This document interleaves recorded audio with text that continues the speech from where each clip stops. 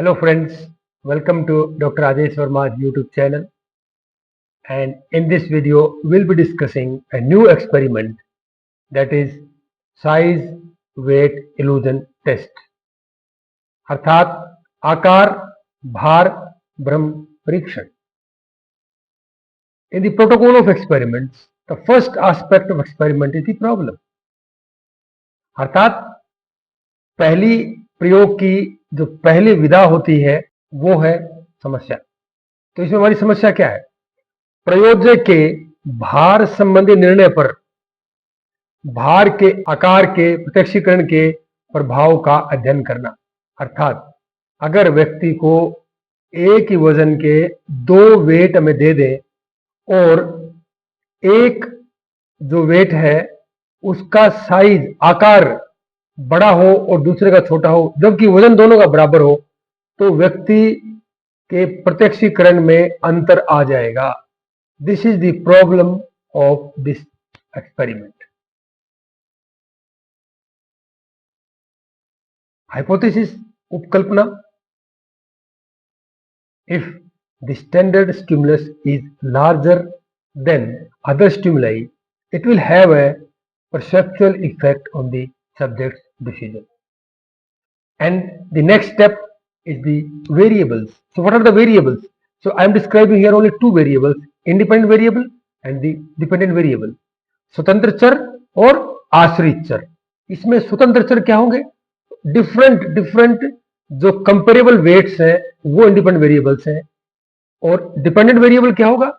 जो व्यक्ति का रिस्पॉन्स होगा किसके प्रति, जो अलग अलग उसको कंपेरेबल वेट्स दिए गए होते हैं उनको हाथ में लेकर जो उसका रिस्पॉन्स होगा, that is the dependent variable.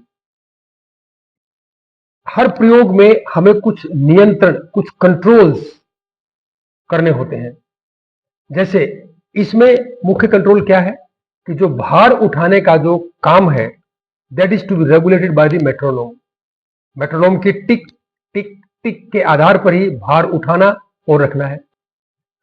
प्रत्येक प्रयास में यानी हर ट्रायल में यह ध्यान रखना है कि जो सब्जेक्ट है वो वेट को अपने अंगूठे और ये जो बीच की उंगली है इसके माध्यम से ही उठाए. देखिए मैं दिखाता हूं आपको. ये मेरे पास वेट्स हैं.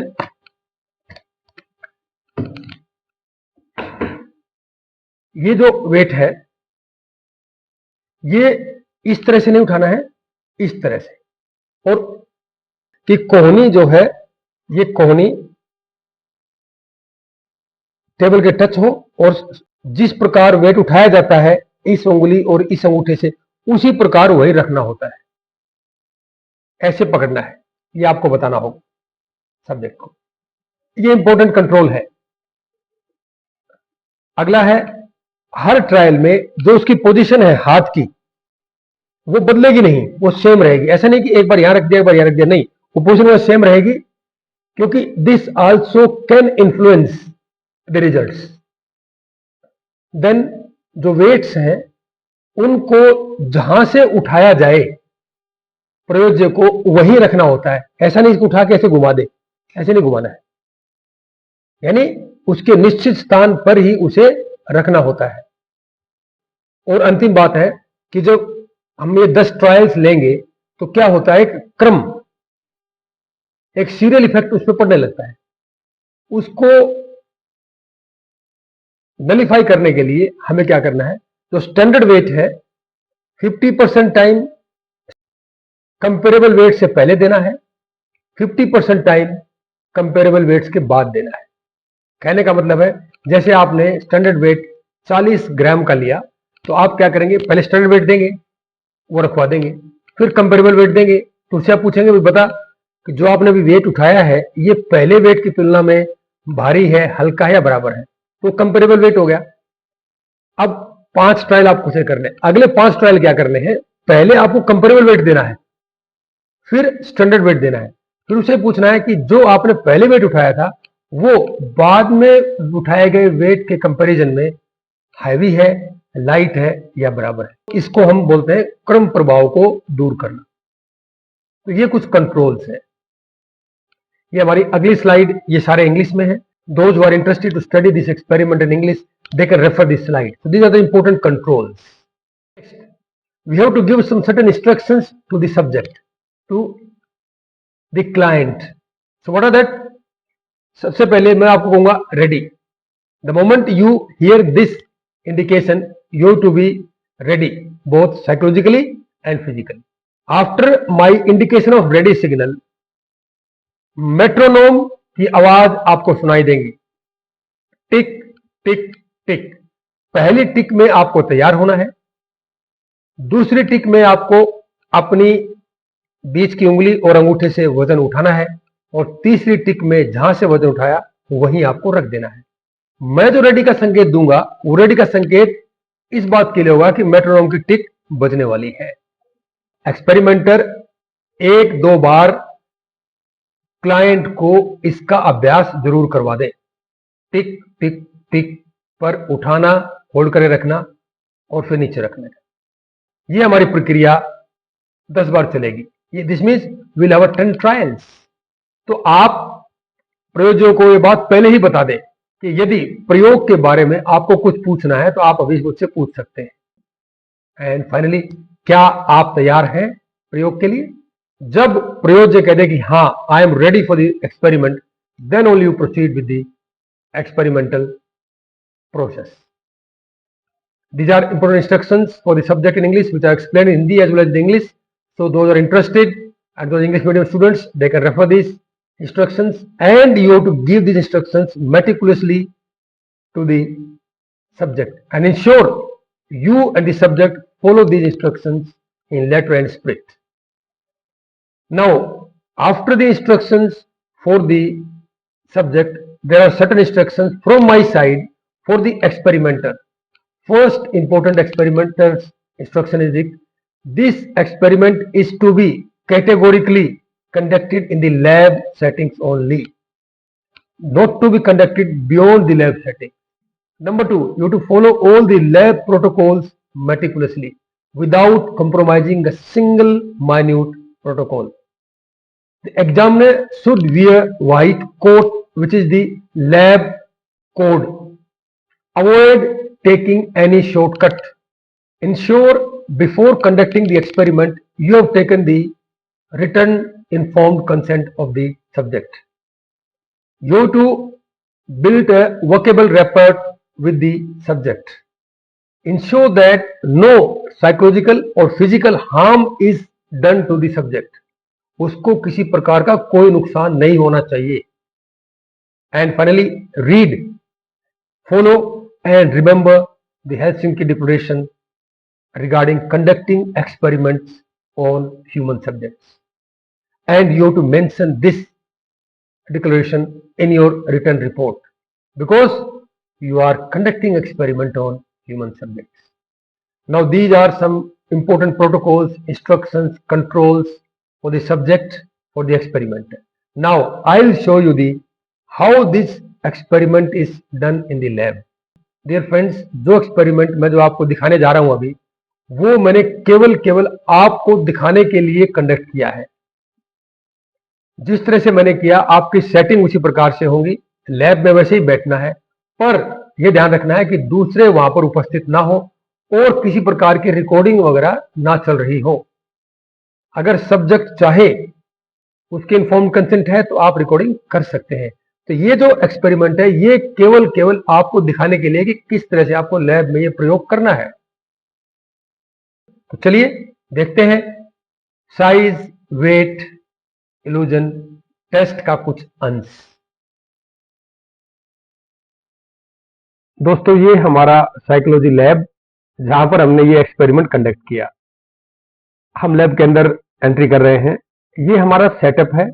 आप अपना जो सेटअप है, जिस तरह यहां दिखाया जा रहा है वैसे कर सकते हैं, या जैसा आप चाहें अपने सब्जेक्ट को सामने बैठा सकते हैं. ये भी आपके सामने ये डिजिटल मेट्रोनोम है ये, और ये हमारे पास वेट्स हैं जो अभी हम इस पे हम एक्सपेरिमेंट कंडक्ट करेंगे. ये हाथ की पोजीशन है कि कैसे आपको हाथ सब्जेक्ट का रखवाना है. ये हमारे लैब का पूरा सेटअप है, आप देख सकते हैं. अब ये देखिए कैसे प्रयोग शुरू हुआ. तो जो फोन पर जो टिक कर रहा है ये मेट्रोनोम की टिक को कंट्रोल कर रहा है। ये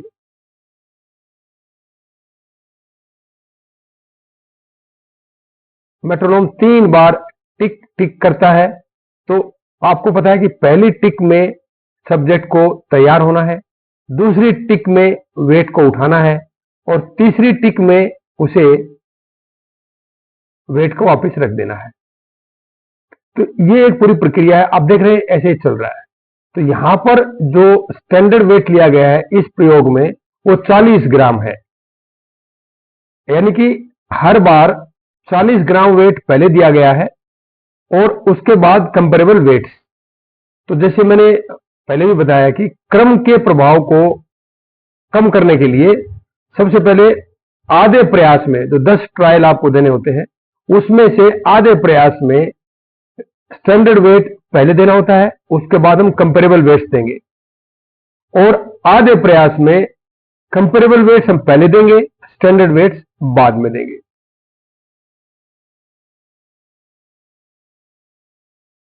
अब आपके मन में ये प्रश्न उठ रहा होगा कि सब्जेक्ट के सिर पर जो ये एक ब्लाइंड गॉगल लगा हुआ है किस लगा हुआ है।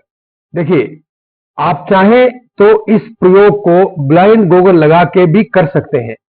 वो उस कंडीशन में होता है कि जिस कंडीशन में वेट्स जो हैं उनके ऊपर उनका नंबर लिखा होता है, वो अगर इस तरह से लिखा हुआ है कि सब्जेक्ट उसको देख सके, तब उस स्थिति में आपको ब्लाइंड गॉगल्स प्रयोग करने हैं। हमारे जो वेट्स आपको दिख रहे हैं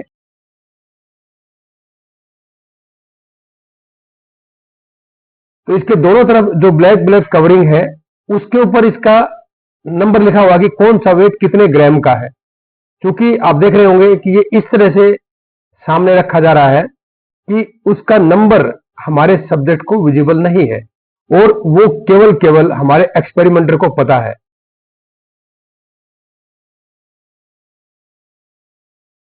ये जो हमारा एक्सपेरिमेंटर है, जो लड़का है, ये कंपेरेबल वेट्स और स्टैंडर्ड वेट्स को रख रहा है और उस अपने एक्शन और प्रक्रिया को मेट्रोनोम से ये कंट्रोल कर रहा है। तो इस तरह से आपको ये प्रयोग करना है और प्रयोग करते वक्त सारे इंस्ट्रक्शन, सारे प्रोटोकॉल का आपको ध्यान रखना है। मैं बार बार आपको बता रहा हूं कि ये प्रयोग केवल आपको दिखाने के लिए है। अब देखिए, ये देखो, ये लिखा हुआ है, ये वजन आपको दिख रहा होगा, नंबर लिखा हुआ है। तो अभी और भी अच्छे से ये बिल्कुल क्लियर कट आपको दिखाई देगा। देखो, ये 35 ग्राम का वजन है। मतलब ये प्रक्रिया हमें लगातार फॉलो करनी है।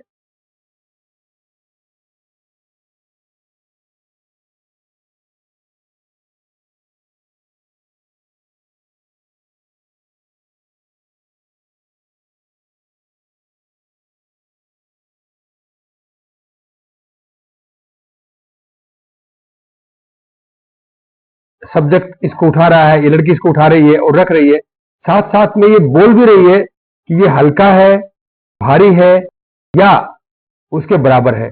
आप देखेंगे कि बार बार एक ही वेट उसके सामने आ रहा है, वो है उसका स्टैंडर्ड वेट, जो फर्स्ट अभी जिसने इसको रखा उठा करके, ये आया कंपेरेबल वेट। ये कंपेरेबल वेट आ गया। तो आपको भी इसी प्रकार से ये प्रयोग कंप्लीट करना है। सारे इंस्ट्रक्शन ध्यान रखनी है, मेट्रोनोम का ध्यान रखना है। मेट्रोनोम पर खासकर क्या होता है कि शुरू शुरू में जो हमारे सब्जेक्ट हैं वो उसके साथ एडजस्ट नहीं हो पाते हैं, तो आप पहले से उसको प्रैक्टिस दे दें ताकि वो उसको किसी प्रकार की परेशानी ना हो और आप प्रयोग को अच्छे से कर पाए। और हर बार, यह मैंने नहीं दिखाया है, ब्लैंक शीट आपको रखनी है, रिस्पॉन्स शीट, और उस रिस्पॉन्स शीट में सब्जेक्ट के रिस्पॉन्स आपको नोट करते रहना है कि वो किस वेट के सामने किस ट्रायल में उसको हैवी, लाइट या इक्वल बता रहा है। तो डियर फ्रेंड्स, आशा है कि आपको ये प्रयोग कैसे करना है कुछ समझ में आ जाएगा। अगर फिर भी आपको इसमें कुछ डाउट लगता है तो आप मुझसे कमेंट्स डाल करके पूछ सकते हैं। Dear friends and dear students, आपने देखा कि किस प्रकार से हमने प्रयोग किया। आपको ध्यान रखना है कि कैसे एक्सपेरिमेंटर वेट्स को उठा रहा है और वापस उसके उसी जगह पर रख रहा है। ध्यान देना आपको कि वेट्स इधर से उधर ना हो, वेट्स बिल्कुल एक्सपेरिमेंटर के हाथ से सावधानी पूर्वक सब्जेक्ट के हाथ के पास रखे जाएं, ताकि सब्जेक्ट उनको आसानी से उठा करके वहीं रख दे। ये सारे प्रोटोकॉल्स आपको फॉलो करने हैं। ये प्रयोग केवल आपको दिखाने के लिए है। आप अपने लैब में जब प्रयोग करेंगे तो दूसरे उपस्थित ना हो, हालांकि मेरे प्रयोग में थे, क्योंकि ये आपको दिखाने के लिए किया गया है। किसी प्रकार की रिकॉर्डिंग नहीं हो। रिकॉर्डिंग अगर होती है तो इन्फॉर्म कंसेंट होनी चाहिए सब्जेक्ट की। इस कंडीशन में हमने सब्जेक्ट से पूछा था कि क्या हम आपकी रिकॉर्डिंग कर लें, तो उन्होंने कहा कि सर आप कर सकते हैं। मीन्स आपको लैब के सारे प्रोटोकॉल फॉलो करने और एक्सपेरिमेंट को बिल्कुल एक सटीक तरीके से कंडक्ट करना है। जब एक डिपेंडेंट वेरिएबल मैंने चर्चा की थी, वो थी सब्जेक्ट के रिस्पॉन्सेस, उसके जजमेंट रिगार्डिंग कंपेरेबल वेट्स, अर्थात स्टैंडर्ड वेट की तुलना में जो कंपेरेबल वेट है वो भारी है, हल्का है या बराबर है, तो वो हर बार बताता है। सब्जेक्ट आपको क्या करेगा, बोल के बताएगा। जब वो बोल के बताता है तो आपको नोट कहां करेंगे, वो नोट करने के लिए आपके पास एक डेटा कलेक्शन शीट है। इस तरह से आपको शीट बनानी है। इसमें मैंने केवल 5 ट्रायल्स ही बनाए हैं, आपको 10 ट्रायल लेने हैं। इसमें मैंने जो स्टैंडर्ड वेट दिखाया है 50 ग्राम दिखाया है। देखो बीच में से उसमें एक डॉटेड लाइन है। आप अपनी ये शीट एक कागज पर बना के रख लें, आप प्रिंट आउट निकाल लें, और जैसे जैसे वो रिस्पॉन्स देता जाए वैसे वैसे उस वेट के सामने और उस ट्रायल नंबर के सामने नोट करते चले जाएं। जब आपका पूरा का पूरा एक्सपेरिमेंट ये कंप्लीट हो जाएगा तो आपको एक बड़ी हुई शीट कैसी दिखाई देगी, ये ऐसी दिखाई देगी। फिर इसी स्टेप में आपको you to calculate the total frequencies. Frequencies क्या होगी, 30 ग्राम के वेट में उसने कितनी बार उसको हैवी बताया है, किसके बदले में, ये जो 50 ग्राम है इसके बदले में। तो उसने बताया हैवी कितनी बार बताया, 0 बार। इक्वल कितनी बार बताया, 1 बार। और लाइट कितनी बार बताया उसने, 4 बार। तो ये आपकी टोटल फ्रीक्वेंसी आपको नोट करनी है, कैलकुलेट करनी है हर वेट के लिए। देखो 40 का अगर ग्राम वेट है उसके लिए आप देखेंगे, 1 बार हैवी बताया, 1 बार इक्वल बताया, और 3 बार उसने क्या बताया, लाइट। इसी प्रकार से सभी की आपकी फ्रीक्वेंसीज आपको नोट कर लेनी है। इसके बाद क्या होगा, जब आपने सीट फिलअप कर ली, नेक्स्ट स्टेप होता है डेटा एनालिसिस। इसमें किसी प्रकार का कोई फॉर्मूला नहीं है, कुछ नहीं है कैलकुलेट करना। आपको केवल बार डायग्राम्स जनरेट करने हैं। एक्स एक्सिस पे क्या होगा, उस पर होंगे अलग अलग वेट्स, विभिन्न भार, 30 ग्राम, 35 ग्राम, 40 ग्राम, 45 ग्राम। 50 ग्राम का तो कोई होगा नहीं, 55। आपको 50 ग्राम लेना है उस पर, 55, 60, 65, 70, इस प्रकार से। और वाई पर क्या होगा, अलग अलग फ्रीक्वेंसी। इस तरह से वाई और एक्स एक ग्राफ आपको बनाना है। तो मैंने जो इसका ग्राफ बनाया वो आपके सामने मैं अभी दिखा रहा हूं। मेरे इस हाइपोथेटिकल डेटा के प्रयोग का ये ग्राफ है। इससे क्या पता चलता है, पहले आप लेजर्स देखिए। नीला रंग हैवी को दिखाता है, जो ये रेड कलर है लगभग ये इक्वल दिखा रहा है, और ये green colour light. Means heavy किसके कंपैरिजन में, स्टैंडर्ड वेट के कंपैरिजन में। तो जब 30 ग्राम का वजन सब्जेक्ट ने स्टैंडर्ड वेट के साथ कंपेयर किया तो उसने मात्र 0 बार बताया कि वो हैवी है, 1 बार बताया कि वो इक्वल है, और 4 बार बताया उसने कि वो लाइट है। ऐसे ही 35 ग्राम का भी सेम है, पर 40 ग्राम में ये ग्राफ बदल गया। देखिए 3 बिल्डिंग्स दिखाई दे रही इसमें, यानी कि 1 बार उसने कहा कि ये हैवी है, 1 बार कहा कि वो ये इक्वल है, और 3 बार उसने कहा कि ये लाइट है। इस तरह से आप देखेंगे धीरे धीरे क्या है, ये ग्राफ बदलता चला जाएगा। अंत में क्या हुआ, एग्जैक्टली 30 ग्राम और 65 ग्राम में बिल्कुल सेम चीज हुई, पर उल्टी हुई। तो ये था हमारा graphical representation of data of your size weight illusion test. तो दोस्तों,